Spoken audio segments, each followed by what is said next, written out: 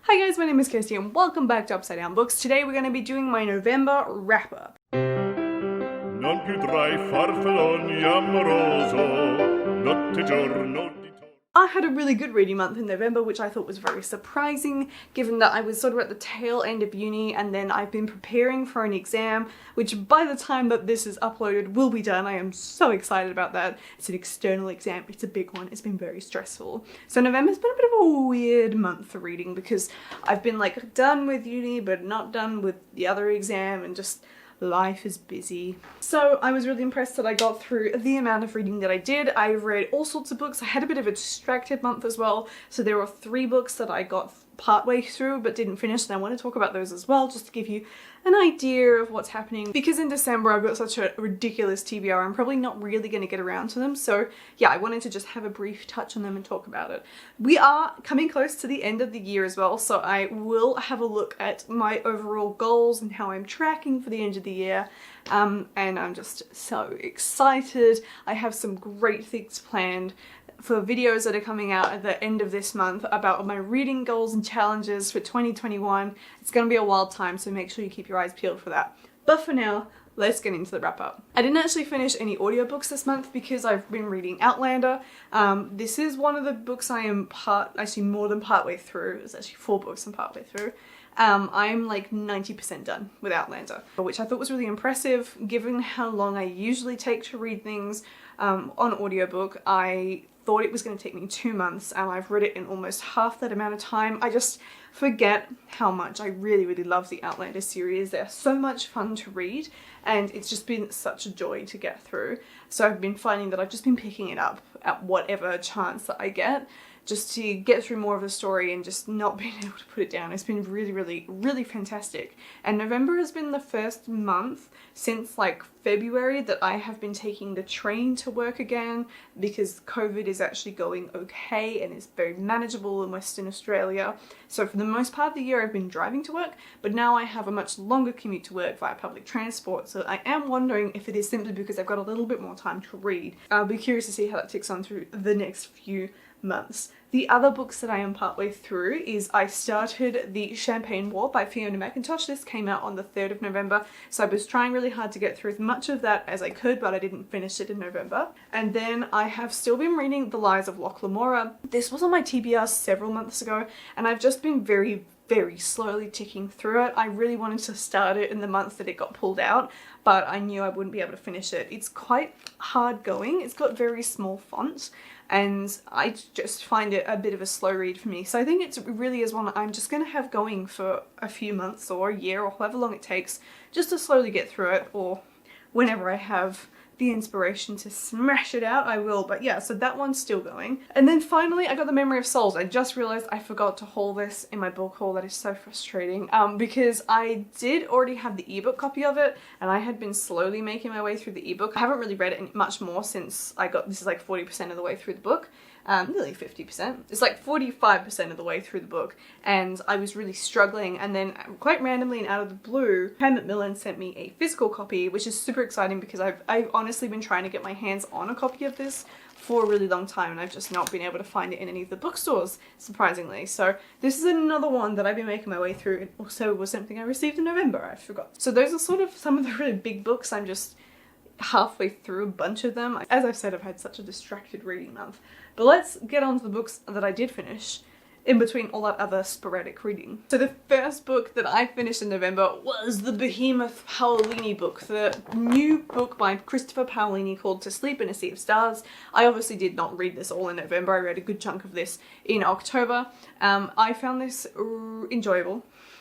The ending didn't do it for me. I ended up rating this 3.5 out of 5 stars. I had been really enjoying it whilst I was reading it. I have a full review up for this if you want to hear my full thoughts, but basically in a nutshell, it started out amazing and it wasn't until about page 750, which felt like a horrible point in the book for me to go, oh, I'm not enjoying this as much, where I just didn't like the way that things were wrapping up in this book. So it was really good, and I certainly think this is an excellent book for anybody who really likes their adult sci-fis, but I probably wouldn't read a sequel if Paolini was to write one for this. just because it just felt really cliched the way that this book wrapped up, which was such a shame. But on the whole, this was a very interesting and well-written sci-fi, and I'm really impressed considering that he's only written fantasy up until this point. If you're wondering, that is a 900-page book. I do think it looks bigger than it is, even though 900 pages is a lot, but yeah, it's a 900-page book. The next book that I then read as a bit of a palate refresher was Leave the World Behind by Roman Alam. This is not the final copy, though I do quite like it. It's a very small book. This is a bit of a psychological thriller, but it's also like a really good commentary on the way people treat each other, on class, on racism, on all sorts of different stereotypes and things like that. This was a very cleverly written book. I got to the end of it and I was like, where is this going and what is the point of this book? And then by the time I read the final page, I realized that the point of this book was to kind of reveal some of the most uncomfortable parts of humanity and the way that we think. And I found this amazing. I have a full review written for this over on my blog, which is ozbooksnow.com. You are more than welcome to go over there and have a read of my full thoughts if you'd like to. This came out in October and it was sent to me by Bloomsbury. I read this in like 2 days. It was so hard to put down. I ended up reading this 4 out of 5 stars. I then picked up a nice, happy contemporary in Wonder by RJ Palacio. This was really enjoyable to read as expected. I have I have watched the movie version of this, and I think my biggest realization reading this was how whitewashed the movie was. As much as I enjoyed it and I thought that Julia Roberts and everyone else did a fantastic job, that was an amazingly whitewashed film, which is a bit upsetting, although that was not the main focus point. Disability was the main focus point of this book, and it's really well done. I really like the way that this book not only talks about living with a disability and the way that people respond to you, but also how the family members and friends were affected by August's disability. I just think it was really, really interesting and really well done, and just it's a really uplifting book and it's really great, and it was super easy to read. So I definitely enjoyed this. It's essentially a middle grade contemporary book, so definitely falls into a genre that is not my usual pick, but there we go. I did enjoy it, and this was on my TBR for November, so I was really pleased to tick that one off the list, and I rated it 4 out of 5 stars. The next book that I read, however, was an absolute dud, and that was The Keeper of the Mist by Rachel Neumeier. I rated this one 1 out of 5 stars, which I never do. I never rate something that low when I actually finish it. I usually reserve my 1-star ratings for books that I do not finish.